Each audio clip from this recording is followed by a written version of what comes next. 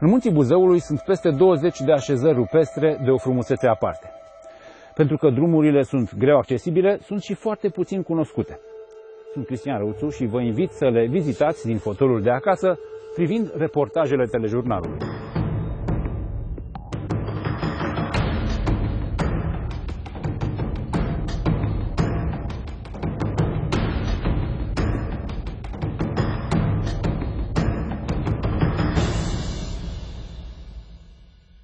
Ansamblul rupestru de la Aluniș, Nucu Bozioru, din județul Buzău, poate fi considerat leagănul creștinătății din România. Mai este numit Atosul Românesc sau Mica Meteora. Sunt biserici săpate în piatră, care odinioară au fost temple sau locuințe precreștine, chilii în care au stat oameni în Neolitic și apoi sihaștri până la sfârșitul secolului XIX. Vom vedea amfiteatre naturale uriașe, locuri învăluite de mister și grote cu desene rupestre de o valoare inestimabilă.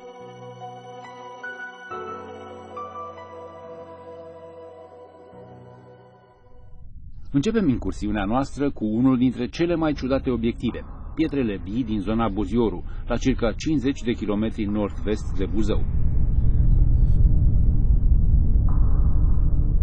Drumul de țară duce până în satul Ulmet, iar de acolo, după ce traversăm o zonă de pășuni, ajungem la poalele unui deal abrupt. Călăuză ne este doamna Diana Gavrilă, istoric și ghid local, autoarea volumului Enigme ale trecutului îndepărtat în munții Buzăului.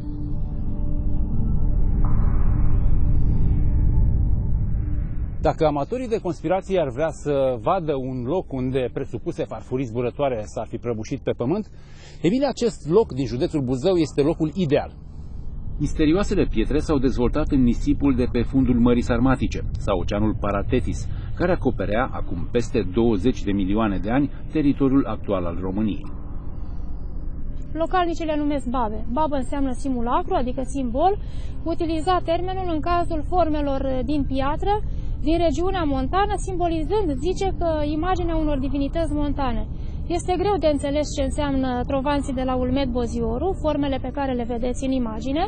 Văzute de către specialiști, par să fie foarte vechi aceste forme, încă din vremea fundului mării, să se fi creat ele probabil prin depuneri, în cavități circulare pe fundul mării spre țări. Deci, marea lor majoritate sunt discoidali, presupunând o simetrie între calota superioară și cea inferioară, presupunând oarecare fidelitate între forme, sunt aranjate într-un fel curios, se reliefează ieșind din stratul de nisip erodat în timp în șiruri paralele, orientați către același punct cardinal, presupunând aceeași pantă de înclinație, stau într-un echilibru aproape inexplicabil, încât te miri atunci când le observi, mai ales pe cele al căror centru de greutate par să depășească mult zona de susținere.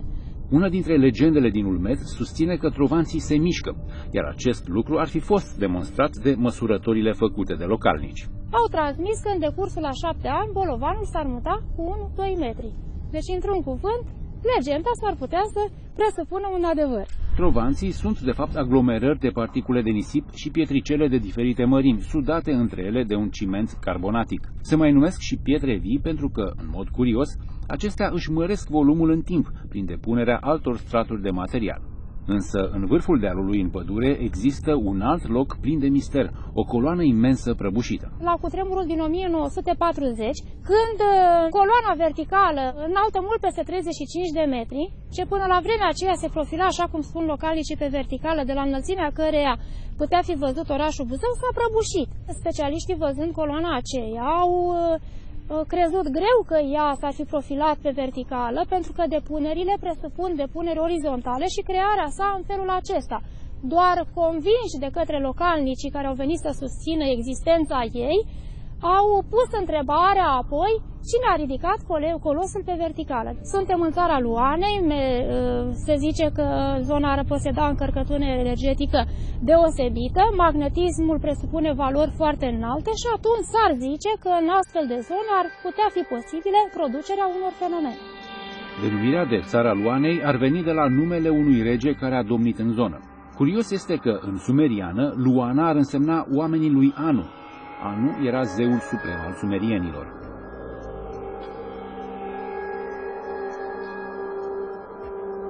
Am continuat explorarea zonei, iar la 12 km depărtare, în Cătunul Nucu, drumul forestier sfârșește într-un lac de noroi. De aceea, restul traseului poate fi străbătut doar pe jos.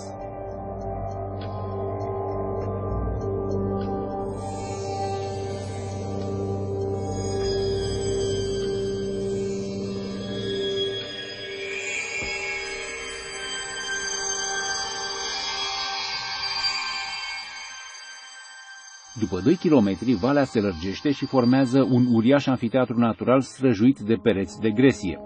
Aici legendele vechi concurează cu cele contemporane. Pe un panou de informare scrie că generalul Ilie Ceaușescu, fratele dictatorului, ar fi înființat aici o subunitate specială cu un caracter ocult pentru pregătirea și antrenarea unor soldați cu puteri paranormale. De altfel, internetul este plin de astfel de teorii ale conspirației legate de aceste locuri. Se vorbește despre dispariții inexplicabile ale unor persoane, apariții de obiecte zburătoare neidentificate, ape vii sau izvoare radioactive. Suntem într-un vast anfiteatru natural, un foarte vechi loc sacru. Este vorba de spațiul în care aveau loc ceremonii în vechime. Vorbim despre un spațiu de inițiere, locul ce a adăpostit în timp tinerii veniți să urmeze drumul inițierii, referire făcându-se la elitele războinice. Deci e vorba despre tinerii adolescenți ce trebuiau să devină mari luptători. Presupune manifestări spirituale încă din Neoliticul final, deci 4.000 de ani înainte de Hristos. Deasupra acestui perete vertical, ce seamănă unui zigurat, deci unei piramide întrepte, în zona superioară a cubului aceluia se povestește că în vechime urcau mari conducători spre a-și face importantele anunțuri. Zona beneficiază de o acustică foarte bună și atunci, neîndoielnic, sunetele se propagau în această vale unde masele probabil stăteau și așteptau informația. În mijlocul acestui anfiteatru, la poalele muntelui Crucea Spătarului, este grota Fundul Peșterii. În interior, desenele rupestre fac din această peșteră una dintre cele mai importante din lume. Reprezentările datează din Neoliticul final, de acum 4.000 de ani înainte de Hristos. Sunt 137 de incizii, 59 de reprezentări pe peretele sudic și 78 pe cel nordic. Deci primele reprezentări ar însemna lame cu franjuri, câteva forme unghiulare, ca epoca bronzului, mileniul 3, să vină cu o serie de desene presupunând în mare parte pumnale, săbii scurte cu dublu tăiș, mâneri, una, două sau mai multe nervuri longitudinale, vârfuri de lănci și sulițe. Deși s-au spus atât de multe despre locul acesta, totuși specialiștii consideră că cercetările ar trebui continuate atâta vreme cât tainele grotei nu au fost deslușite în întregime. Peștera este închisă acum cu un grilaj după ce porțiuni de perete, unde erau desene rupestre extrem de prețioase, au dispărut ori au fost vandalizate. Printre imaginile dispărute este și reprezentarea foarte rară a unei mâini. Dar acesta nu este singurul sit din zonă profanat. La 150 de metri departare de grota Fundul Peșterii, pe versantul din stânga al anfiteatrului de piatră, se află chilia lui Dionisie. Pentru a ajunge acolo trebuie străbătută o potecă îngustă din munte și apoi ascensiunea se face cu ajutorul a două scări din lemn, una de 2 metri, alta de 4.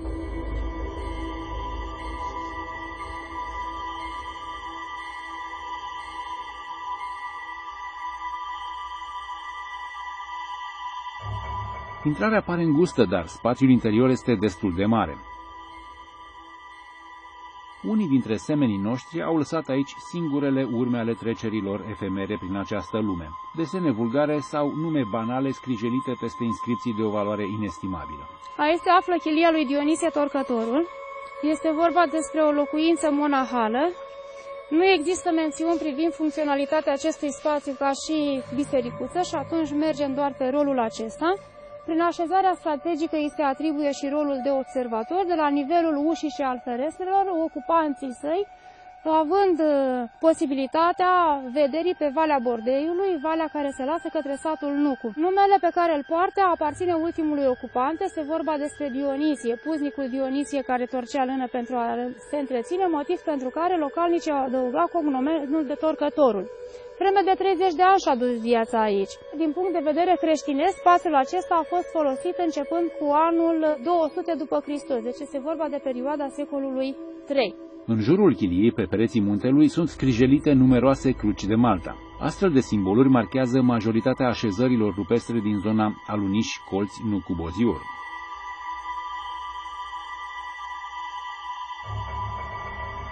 O altă capodoperă a naturii se află pe partea cealaltă a versantului care adăpostește chilia lui Dionisie.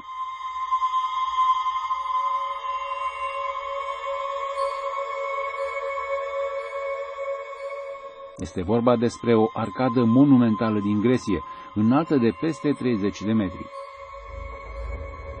Bolta este foarte subțire, dar a rezistat până acum ca prin miracol numeroaselor cutremure care au epicentrul în apropiere. Am continuat parcursul pe partea nordică a versantului. După câteva sute de metri, la poalele muntelui în pădure, se află o altă așezare rupestră impresionantă, Biserica lui Iosif.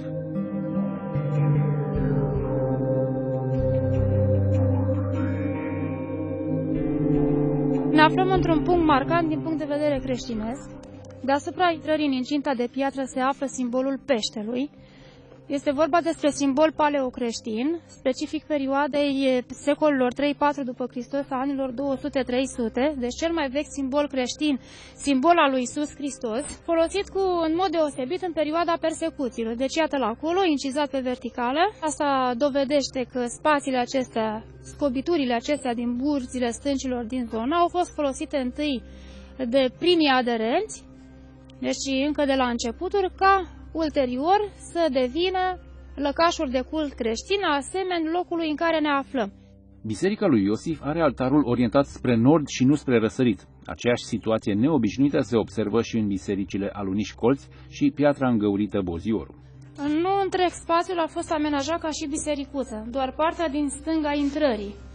Astfel, pe peretele nordic, deci pe peretele acesta a fost scobită această firidă, prevăzută de o parte și de alta, cu nișe specifice altarelor. Pe stânga prosconvidiarul, pe dreapta diaconiconul, neavând alternative, călugării creștini alegând varianta singura posibilă. Călugărul, al cărui nume a dat și denumirea locului, venea de la un schit aflat în vale la câteva sute de metri departare. Astăzi așezarea monahală nu mai există, dar au rămas izvoare istorice care menționează numele lui Mihai Viteazul. La 1596, Mihai Viteazu pătrundea pe această vale și găsea acolo o comunitate de călugări pe care o ajuta bănește să ridice biserica ale cărei urme se află și acum acolo în pădure. Dacă biserica lui Iosif este astăzi abandonată, cea din satul Aluniș, săpată tot în piatră, încă funcționează de peste 700 de ani. Incinta ar fi fost creată între anii 1274-1275 de către doi ciobani, Vlad și Simeon. Legenda spune că unul dintre ei a visat o icoană ascunsă în piatră, în locul unde se află astăzi biserica de la Aluniș. Conform cercetărilor făcute, s-a demonstrat că locul acesta, cel puțin începând cu secolul IV după Hristos, deci cu anul 300, presupunea mișcări de ordin creștin. Însă ce ar putea fi mai doveditor decât un act scris? Avem și această dovadă. Scrisoarea, semnată de către Sfântul Bretanion, episcopul Tomisului, și de Iunius Soranos, mitropolitul Dobrogei, la 375, de scrisoare ce pleca către Capadocia, însoțind moaștele părintelui spiritual al județului nostru, Sava zis Gotu. Scrisoarea propune elemente ce țin de moartea martirică a Sfântului Sava. Este vorba despre înnecarea sa în data de 12 aprilie în râul Musaios. Așa îi se spunea râului Buzău în vremea secolului IV, ca și orașului Buzău. De o parte și de alta a bisericii sunt chilii săpate în piatră folosite cândva de călugării schitului. Și aici se poate observa scrijelită în piatră crucea de Malta, simbol al creștinismului timpuriu. Însă, zona a fost locuită cu mult timp înainte. Este vorba despre spații locuite probabil întâi în paleoliticul târziu, poate chiar mai devreme.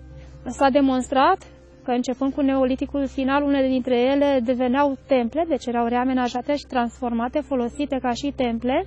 Din temple, capele dacice, locuințe au devenit lăcașuri de cult creștin, locuințe monahale și, bineînțeles, să nu uităm să vorbim și despre cele așezate strategic la înălțime, care sugerează chiar ideea de sisteme de apărare. Deasupra bisericii, în vârful masivului de piatră, sunt rămășițele unui vechi templu. Se presupune că ar fi vorba despre un altar precreștin.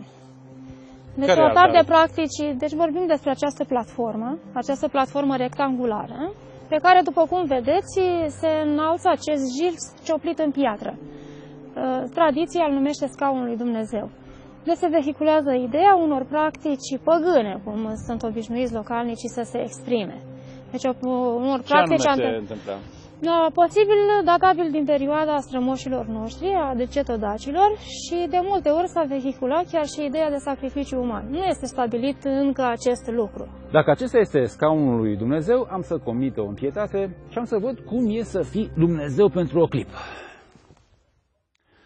Pare o responsabilitate mult prea mare pentru un biet muritor, așa că am să mă ridic și am să plec.